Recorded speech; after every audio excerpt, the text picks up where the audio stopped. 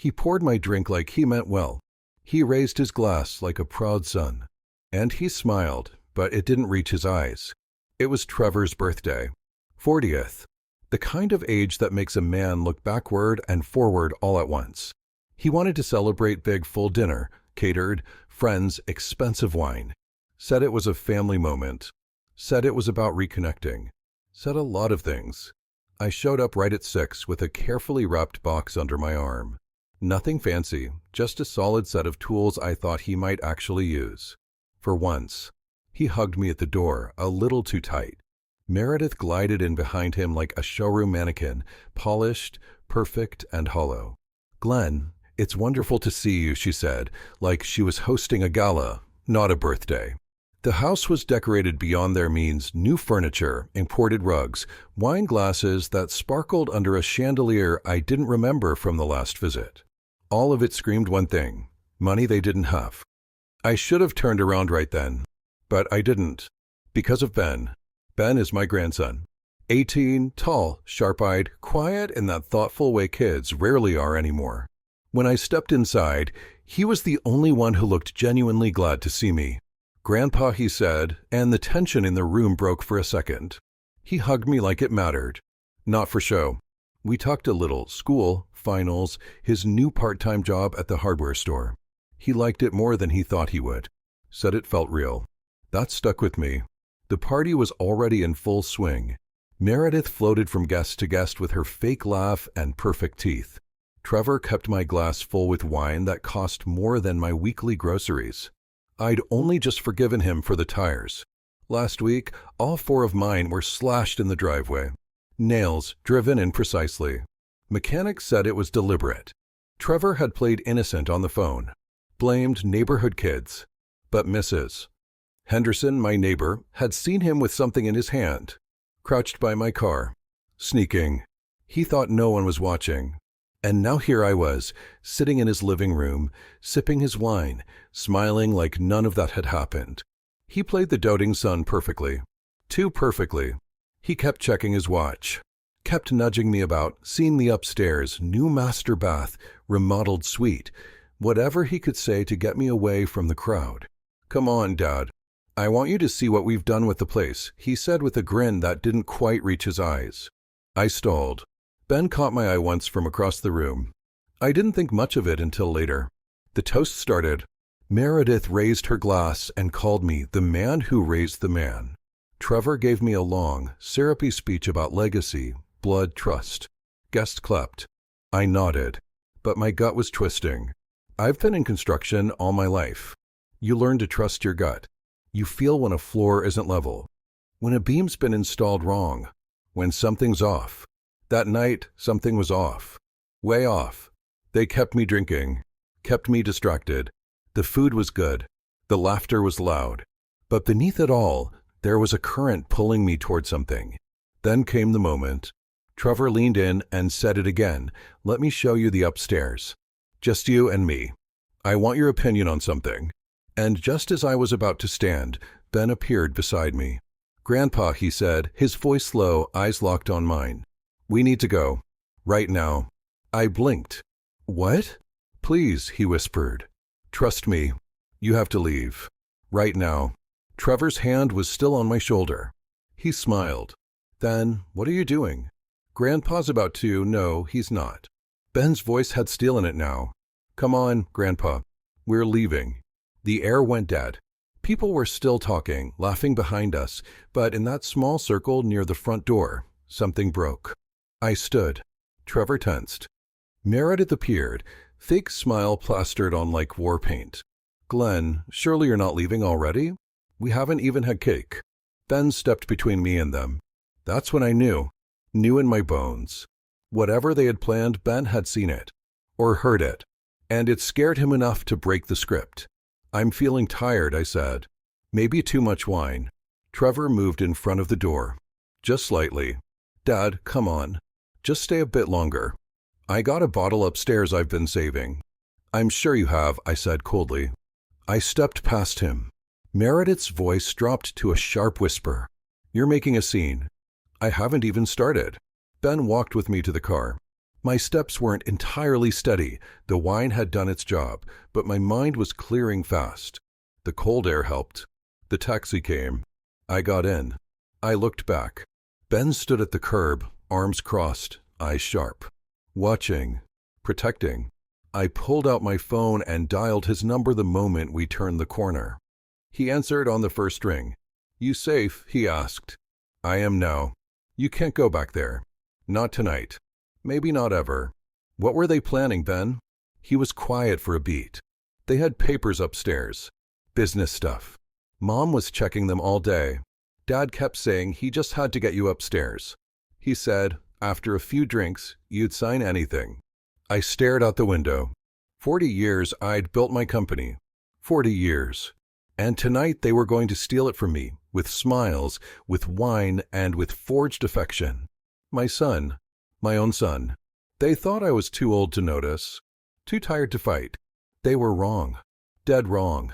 By the time I got home, the air had gone cold and still. The kind of stillness that tells you something's about to break. I stood in the doorway of my house for a long time before locking it behind me. The living room was dark, but I didn't turn on the lights right away. I just stood there, letting the quiet wrap around me like a second skin. Then I moved. First to the study, then the filing cabinet. I pulled out 3 manila folders, each one fat with paper, memory, and disappointment. Trevor's investments, Trevor's losses, Trevor's messes, all documented, time-stamped, notarized, and alphabetized by failure. He thought I didn't keep records. He thought wrong. I'd built my business from scratch. Every check I wrote came with a receipt. Every loan I gave came with terms. Every time I bailed him out, I kept a copy. Because deep down, I think I always knew this day would come. Trevor was a dreamer. But not the good kind. Not the kind who builds. The kind who talks about yachts before he's ever earned a paycheck. Who uses other people's money to chase fantasies and blames them when it all goes up in smoke. Real estate. Crypto. A food truck. A podcast network. All disasters. All funded by me. Over the years, I'd told myself I was helping him grow, giving him a chance, being the father mine never was. But that was a lie. I wasn't helping. I was enabling. And now? Now he'd tried to steal the business I'd built with my own 2 hands. He'd smiled at me while pouring wine, knowing there were documents waiting upstairs. It wasn't desperation. It was betrayal. Cold. Calculated. Betrayal. I laid the folders out on the desk. Labeled everything. Chronological order. Clear as day. If anyone ever questioned me, I'd point them to this moment. This proof. But that was just step 1. Because Trevor hadn't acted alone. Meredith, his lovely wife with the $1,000 wardrobe and smile like a butcher's knife, had been the real architect. Trevor didn't have the spine for this kind of planning. She did. I knew it the moment she said, "We spared no expense." No expense? From people who were in debt up to their necks? She thought I was a fool. She thought she could smile and refill my glass and walk me into a signature like a lamb to slaughter. She underestimated the wrong man. I spent the next 2 hours writing. Not emails. Letters. Real ones. Paper, ink, my signature at the bottom. One for Marcus Thompson. One for David Rodriguez. One for Jennifer Walsh. Old colleagues. Business associates. All of them had trusted Trevor once and gotten burned. They've lost money on his projects. Projects I had co-signed or backed until I stopped. I told them the truth. Not gossip. Facts. Bank statements. Contracts. Dates. Numbers. Losses. They had the right to know he was back at it. That he had new schemes. That he was now trying to leverage me, his father, to gain legal control of my business. They'd know the pattern now. They'd see it. The lies, the manipulation, the charm offensive, it was all part of the same playbook Trevor had used for years. And this time, the game was over. I sealed the envelopes and arranged for courier delivery first thing Monday morning. No return address. No flourish. Just the truth. The kind that burns down reputations. Around midnight, I walked back into the living room and finally turned on the light. Ellen's photo still sat above the fireplace. Her smile was calm, warm, Real. She wouldn't have believed what her son had become. Or maybe she would. She was always softer on him than I was.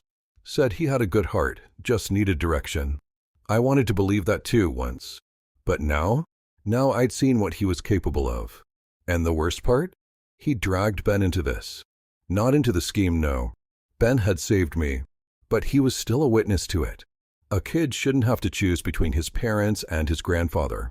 Shouldn't have to lie to protect someone he loves. And yet he did, because unlike his father, Ben knows the difference between right and wrong, between ambition and theft, between love and manipulation. He was the only honest man in that house. And he's just 18. I sat in my armchair, letting the weight of it all settle on my chest. The betrayal, the setup, the look on Meredith's face when I stood to leave. They thought I was finished. They thought I was just an old man who didn't know better. What they didn't know, what they never took the time to understand, is that I built my business not just on concrete and contracts, but on memory. I remember every person I hired, every supplier I ever fired, every permit, every deal. And now I'd remember this betrayal. Forever. The next morning I called my lawyer. Todd Fisher. Semi-retired. Brilliant. Doesn't waste words. Todd, I said, I need to protect the company. From my own blood. He didn't ask questions. He knew. I told him everything. The failed deals. The sabotage. The birthday party ambush. Ben's warning. Meredith's role. He listened. Didn't interrupt once. At the end, he simply said, come in Monday. We'll restructure everything. Quietly. They won't see it coming. That's what I needed. Not revenge. Protection. And precision. Because if they were willing to take from me while pretending to toast me, then there was nothing they wouldn't do. I hung up the phone. And for the first time in weeks, I smiled. A real smile. Because now, the game was mine. And I wasn't playing anymore. I was building. Monday morning hit like a switchblade through fog, sharp, sudden, and cold. I was already dressed before the sun made it over the rooftops. A clean shirt, polished boots, and the same jacket I wore to job sites for 20 years. Old leather. Weathered. Reliable. Like me. At 7:45 a.m., I stepped into Todd Fisher's office. No appointment needed. His assistant gave me a look like she wasn't sure whether to offer coffee or call security. Todd saw me and waved me in. He looked older than I remembered, thinner, too, but those eyes were still courtroom steel. You brought the files? He asked. I handed him the folder. Thick. Precise. Detailed. Everything Trevor and Meredith didn't want anyone to see. Todd flipped through the first few pages, nodding. Your son's a fool, he said finally. Correction, I replied. My son's a fool, but his wife is dangerous. Todd leaned back in his chair. Okay, let's start with the business. You want to lock it down? Completely, I said. Change ownership structure. Amend the trust. If they come near it again, I want them walking into a legal minefield. We worked for 3 hours straight. By the time I walked out of that office, the company no longer had my name alone on it. It was now under a trust, structured to protect it from hostile takeover, marital claims, and influence under intoxication. In other words, from exactly what they tried to pull on me Friday night. Ben was named successor trustee. Not because he asked for it, he didn't even know yet, but because he'd earned it. Not with ambition, with loyalty. At 2:30 p.m., the courier confirmed delivery to all 3 of Trevor's former investors. Marcus, David, Jennifer. Envelopes signed for. No returns. No delays. Phase 1 was officially complete. By nightfall, Trevor's phone would start ringing. Not with offers. With questions. Accusations. Silence. He wouldn't see it coming. Because he never sees anything coming unless it's spelled out in dollar signs. Tuesday morning brought its own gift. An email from Pinnacle Financial, Meredith's firm, requesting a private conversation about a recent ethics complaint. Discreet wording, but the kind of wording that carries weight. They'd received a package. They'd seen the documents. The HR manager was reviewing her client interactions for irregularities and potential conflicts of interest. Translation, her career was now a ticking bomb. Good.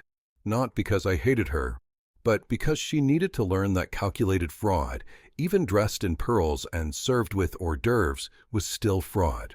They thought they could rob me blind and walk away with a toast. Now they'd have to sip consequences from their own fancy wine glasses. Wednesday. The phone rang. Blocked number. I answered. Silence for a moment. Then Trevor's voice, quiet, strained, like someone dragging a body across concrete. Dad, I said nothing. They're pulling my contracts. Every single one. Marcus won't return my calls. Jennifer just told her team to blacklist me from all future roundtables. What the hell is going on? What do you think is going on? I don't know, he snapped. 1 minute I'm getting invites, and the next, it's amazing what people learn when you stop lying to them, I said. A beat of silence. You did this. I told the truth. They're using it to destroy me. They're reacting to it. The damage was yours.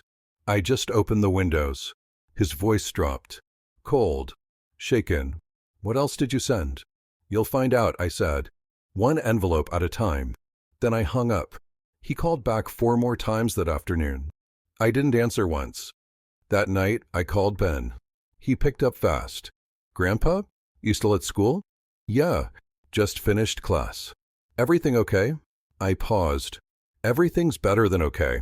You saved me, Ben. And now I'm making sure what they tried to do never happens again. He didn't ask for details. Just said, good. Then, after a breath, are they angry? They're unraveling. He was quiet. I heard background noise, students walking, birds overhead, some distant music. I didn't know what else to do that night, he said finally.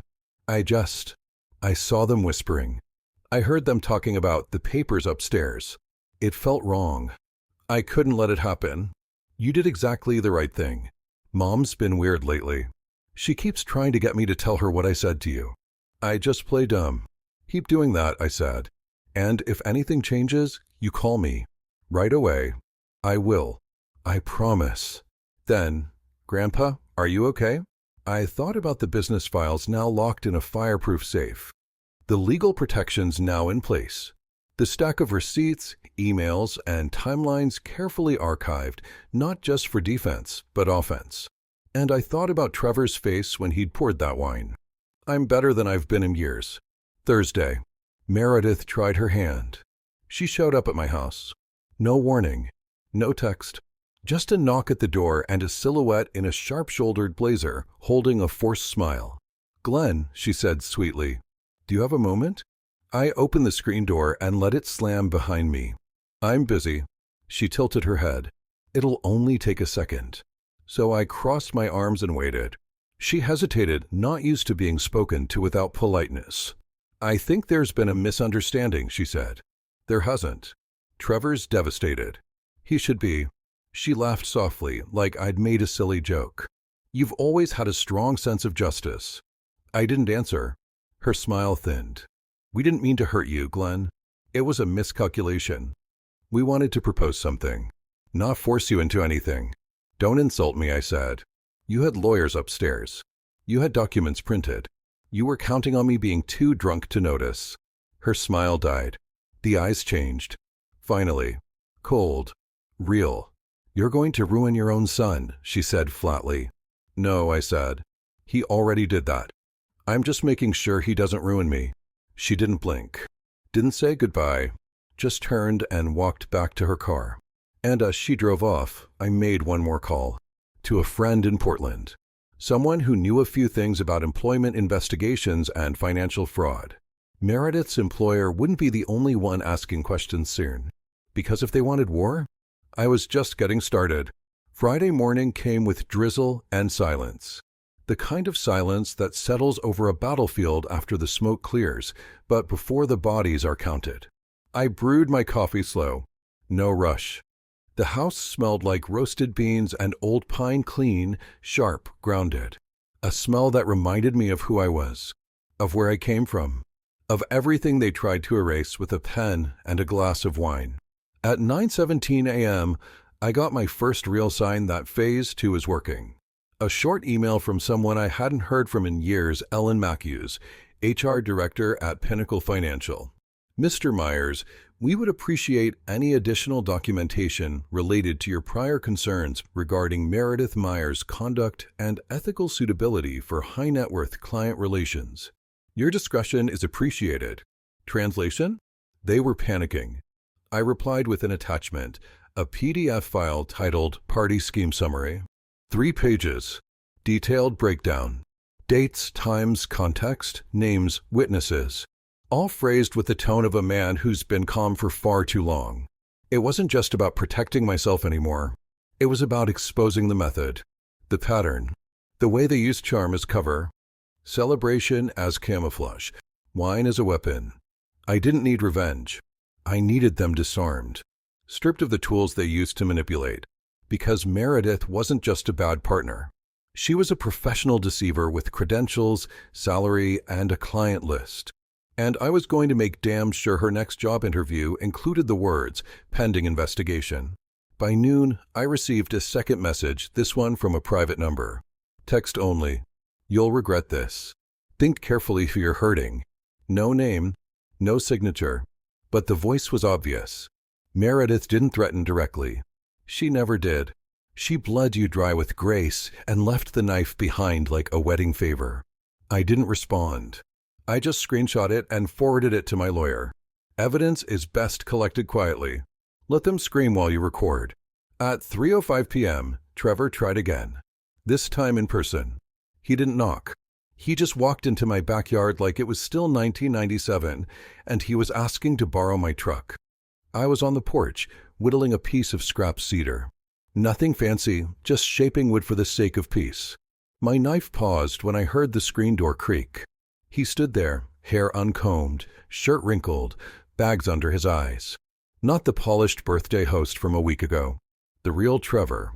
The one who never thought he'd get caught. Dad, he said, we need to talk. You're trespassing. He stepped further. I'm not here to fight. Good, I said. Because you've already lost. He flinched. That was new. Trevor used to be all confidence and teeth. Now he looked like a kid who'd been dragged behind a truck full of his own lies. I made a mistake, he said. We both said things. I raised my hand. Stop. This isn't about words. It's about choices. Dad, please. You tried to steal everything I built. His voice cracked. I was desperate. You kept shutting me out. I thought if I could just control me. I cut in. Manipulate me? Get me drunk enough to sign away the only thing in this family still worth a damn. I didn't want to hurt you. Then why'd you bring lawyers upstairs? His jaw clenched. His eyes darted like he was still looking for an angle. A script. Some emotional leverage he could pull to make the old man crack. But I wasn't cracking. Not anymore. I've lost everything, he said, barely above a whisper. Marcus won't take my calls. My accounts are frozen. Meredith, she blames me for all of it. She's not wrong, I said. He looked at me like maybe, just maybe, he wanted me to take some of the weight off his shoulders. But I didn't. He'd earned every pound of it. I'm not here for money, he said finally. I want to fix this. You can't. Silence. That word hit him harder than anything else I'd said. Then still talks to me, he offered, like it was a life raft. He talks to you, I said, because he's decent. Not because you earned it. He didn't reply. Didn't move. Just stood there, soaked in guilt and spring drizzle. I need to know something, I said after a moment. He looked up. That night, the party, how far were you willing to go? He swallowed. I just wanted you to sign it. That's all. But if I hadn't left? He blinked. No one was going to hurt you, Dad. We needed control. We thought if you passed the business now, we could. He trailed off. Make a comeback? I asked. Ride my name to clean up your debts? Live large without lifting a hammer. He didn't deny it. Didn't speak. The silence was enough. Get off my property, I said. Dad, now. He hesitated. Opened his mouth. Closed it again. Then turned. Walked away. Not with rage. With shame. And still, I didn't feel sorry for him. I felt sorry for the boy he used to be. But that boy died a long time ago. Probably the day he learned it was easier to steal than to build. After he left, I called Ben. Told him everything. The visit. The words. The silence. You did the right thing, Grandpa, he said. You always do. Not always, I thought. But maybe now. By Saturday morning, the rain had stopped, but the fallout hadn't. The sun rose slow and gray, casting long shadows across my lawn like fingers pointing toward what was left of the week. I sat in the kitchen with a legal pad, a half-empty cup of black coffee, and a list of names that still needed to hear the truth. Not for revenge. For protection. My protection. Ben's. Even Trevor's former partners. Because if there's one thing a man learns in construction, it's that rotten foundations don't fix themselves. You either rebuild or it all comes down on your head. And Trevor's house was already halfway to rubble. At 10:03 a.m., my phone rang. I recognized the number immediately, Marcus Thompson. I let it ring twice before picking up. Marcus. Glenn, he said. We got your package. I figured. There was a pause on the line, heavy, not hesitant. He wasn't calling to ask if it was true. He already knew. We compared notes, he said. Jennifer. David. Me. All of it lines up. Trevor's track record doesn't lie. No, Marcus agreed. But he sure does. He sighed. I could hear him shuffling papers, maybe my cover letter, maybe a contract Trevor had once asked him to sign. We're cutting him out, Marcus said. Officially. No more pitch decks. No more meetings. I'll be making a statement to the chamber next week. I nodded slowly. That's your call. It's not just about the money anymore, he said. It's the trust. He used your name to get through every door. I know. He's not just a bad bet, Glenn. He's a liability. Then treat him like one. Another pause. Then a shift in tone. And Meredith? She's being investigated. Pinnacle's HR has everything they need. She'll be lucky to keep her license. That's not luck, I said. That's consequence. By noon, I'd received a second call, this one from Jennifer Walsh. No small talk. Just, Glenn, what else don't we know? I told her about the birthday party, the wine, the upstairs lawyers, the signature trap. She didn't speak for almost a full minute. Then she said, you need to go public. Not yet, I said. Not until it's airtight. You realize people could get hurt again if you stay quiet. They already did. That's why I'm making sure they don't again. She paused. Then, whatever you're planning, let me know if you need help. I hung up and stared at the wall for a long time. Trevor had scorched the earth behind him so badly, even the people he burned were starting to grab hoses. Later that afternoon, I heard from Ben again. He was at the library, studying. Grandpa, he said, something weird happened. What kind of weird? Mom showed up. At the college? Yeah. Said she wanted to check on me, but she never does that. She asked a lot of questions about you. Whether we've talked recently. Whether you're okay. I clenched my jaw. She pressuring you? Not directly. But she's digging. I sighed. They're looking for leverage. I didn't say anything. I know. But listen to me, Ben, from now on, if either of them shows up uninvited, you call me immediately. Doesn't matter where or when. Okay. I heard a quiet breath on the line. Then he asked, are you scared? I almost laughed. But it wasn't funny. Not scared, I said. But I'm ready. For what? For the next move. Because I knew how Meredith thought. If Plan A failed, she didn't fold. She recalculated. And she was already working on Plan B. By evening, my front door stayed locked. Not out of fear. Out of discipline. You don't leave the gate open once the wolves come sniffing. Instead, I pulled out a sheet of paper and started drafting my own version of events. Everything from the tire sabotage to the party ambush, recorded in plain language. No poetry, just facts. One day, Ben would need to know the full truth. Not just whispers and warnings. Not just what he overheard from the stairs. The truth. In my handwriting. In my voice. And when he read it, I wanted him to understand that silence isn't always noble. Sometimes it's surrender. And I don't surrender. Not to betrayal. Not to blood. Not to anyone. Just after 9 p.m., I got an alert on my phone. An email, anonymous, with no subject line. Inside was a single sentence. If you don't stop, we'll finish what we started. Attached was a blurry photo of my house. Taken from across the street. Taken that night. I stared at the screen. Then, without a word, I stood up, walked to the front window, and looked out. The street was empty, silent. But I knew what that message meant. They'd failed to trap me with wine and paperwork. Now they were trying fear. Wrong move. Because I wasn't backing down. I was digging in. If they wanted war, fine.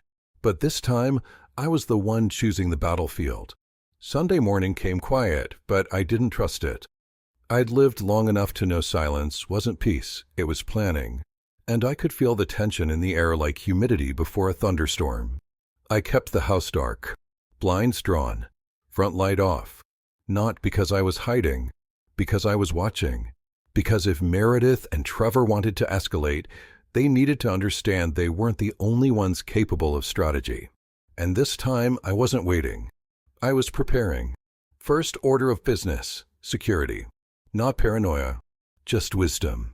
I called a friend from the old crew, Ronnie Biggs. Retired union contractor, now did private consulting. The kind of man who could install a discreet surveillance system with no questions and no trace. By 3 p.m., my house was wired. Front porch, driveway, kitchen window, upstairs hallway. If they came near me again in person, by night, through threats or intimidation, I'd have proof. Real proof. Not just suspicion or anonymous emails. Still got your old punch, Glenn, Ronnie said as he packed up. So do you, I said, slipping him a crisp envelope. That son of yours, he said quietly, shaking his head. Never thought he'd stoop that low. I didn't answer. There wasn't anything left to say. Sunday night, Ben called again. He sounded tense. Grandpa, I overheard them on the phone. Who? Mom and Dad. I was walking past the garage and they didn't see me. My pulse ticked up a notch. What did they say? They're planning something for Tuesday. Something about using the trust against you. I sat down slowly. They mentioned a lawyer. Said you locked them out of the business, but that there's still a way to get partial control. I leaned back in my chair, the wood creaking under the weight of everything I already suspected. Meredith wasn't giving up. She was changing tactics. If she couldn't use manipulation, she'd try the law. They said if they can't get the company, they'll take the house, Ben added. My eyes narrowed. Of course. The house. The last thing in my name alone. 40 years of mortgage payments. Sweat. Upkeep. Memories. Their next target. I felt the anger rise, but I held it down. Anger burns fast. Strategy burns slow.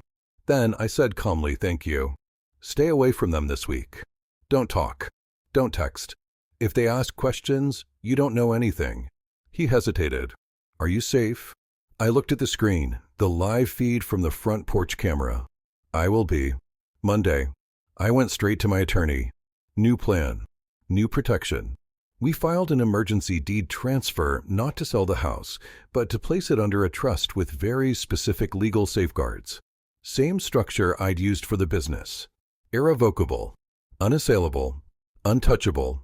Trevor wouldn't see it until he tried to grab it. And by then, the gate would be welded shut. We also initiated a cease and desist draft. Not to send immediately. Just to keep ready a loaded bullet, waiting for the right chamber. Want me to notify them preemptively? Todd asked. No, I said. Let them make their move. Then we fire back. He nodded. You sure you want to go this far? I looked him dead in the eye. They declared war, Todd. I'm just answering the knock. Tuesday came like a matchstick, small, quiet, but ready to burn everything. I made my coffee, took a walk around the yard, pretended nothing was wrong. But I'd seen the look in Trevor's eyes before. It wasn't guilt. It was calculation. The kind that comes before someone pushes too far. At 2:12 p.m., a black SUV pulled up in front of my house. I watched from the upstairs window. 2 men stepped out. Lawyers. Suits too sharp. Shoes too polished for Lowen's cracked sidewalks. They walked to the front door and knocked loud, assertive. I let them wait. Then I opened the door and didn't invite them in. Mr. Myers, one of them asked. Yes, we're here on behalf of your son, Trevor Myers, and his wife, Meredith. We're requesting clarification on ownership status regarding the residence and business assets previously affiliated with. I held up a hand. Stop. He blinked. "I'm not answering questions," I said. "You can submit any and all inquiries to my attorney." "Mr. Myers," I shut the door in his face. 3 seconds later, I heard paper slide through the mail slot. I picked it up. Thin envelope. Poorly disguised. A bluff. Inside was a single typed page attempting to claim legal oversight of family-held business and real estate assets due to fiduciary mismanagement. It was laughable. No signatures. No court stamp. No real threat. They were fishing. Hoping I'd panic. Hoping I'd respond. But they didn't know I was 2 moves ahead. I slid the letter into my file cabinet, closed the drawer, and walked back to the kitchen. The cameras caught everything. Timestamped. Archived. Admissible. That night, I called Ben. "They tried it," I said. "I figured they would, but it didn't work." A pause. Then, "Good." I could hear the relief in his voice. It reminded me who I was doing this for. Not just myself. Not just to win. But to show him, to teach him, that dignity isn't inherited. It's defended. No matter the cost. Wednesday. The phone didn't ring. No visits. No texts. But that didn't mean they were gone. It meant they were quiet. And quiet meant dangerous. At 9:47 a.m., I got an email from my lawyer, Todd. Just one line. They filed. Attached was the scan of formal notice of legal action filed by Trevor and Meredith claiming intentional financial obstruction and withholding of family inheritance. I stared at it for a moment. Then I exhaled slowly and pushed my coffee away. This wasn't just another bluff. It was real. They'd gone all in. Filed a lawsuit to paint me as a senile old man hoarding assets from his struggling family. They were coming for my name, my business, my home. And if I didn't shut it down now completely, they'd leave nothing standing. I called Todd. "They made a mistake," I said. "Which one?" "They filed it." He was quiet for a moment. "Want to go scorched earth?" "No," I said. "I want to go surgical." He understood. Todd always did. "There's one more card I've been holding," I added. "The trustee clause?" "No," I said. "The whistleblower one." 3 years ago, I helped fund a construction union grant for young workers. In exchange, I was granted oversight on where that money went. Unbeknownst to Trevor, Meredith had helped her cousin apply for one of those grants under a fake name. They rerouted funds to cover their mortgage while claiming business expenses. It wasn't just unethical. It was criminal. And I had the documents to prove it. The grant paperwork. The signatures. The IP address logs. The money trail. I'd buried it in a locked folder, not because I wanted to use it, but because I hoped I wouldn't have to. But now it was time. By 2 p.m., the anonymous tip had been submitted to the Union Board's internal audit office, with attachments. By 3 p.m., I had confirmation. Investigation opened. Meredith wouldn't be worried yet, but she would be soon.